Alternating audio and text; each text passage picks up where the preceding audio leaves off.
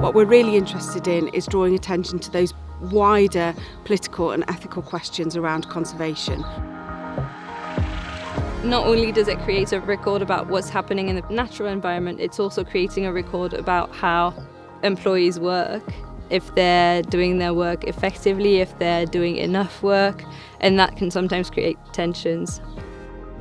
There's an under-acknowledged politics of race in militarised approaches, and the optics of that is the imagery is often used of the white trainer imparting knowledge to African rangers. One of the driving forces of rhino poaching is poverty, is inequality.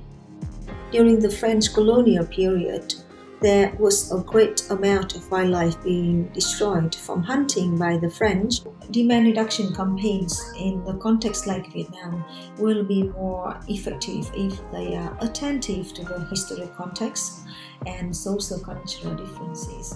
What many companies, particularly big processors, tried to do was to import a lot of timber from Ukraine, manufacture it in Romania and then sell it on the European market as Romanian timber.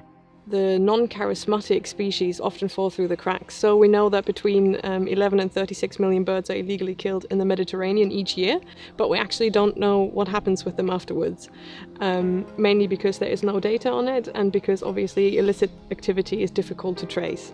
Sturgeon are the most endangered group of species on the planet. Ultimately, I don't think it is the sort of thing that people are going to get on board with as an environmental campaign. So until there's a displacement in perception and demand for wild caviar, I think it's going to be difficult to stop this illicit trade.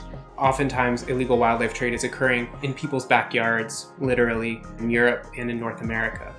And that shifts the sort of focus and draws attention to locations that are often the sources of critiques about particular kinds of illegal wildlife trade. Our work tries to bring a bit of more nuance into the discussion and also offer some recommendations to EU policymakers, and engage in consultations. We are also activists in this way.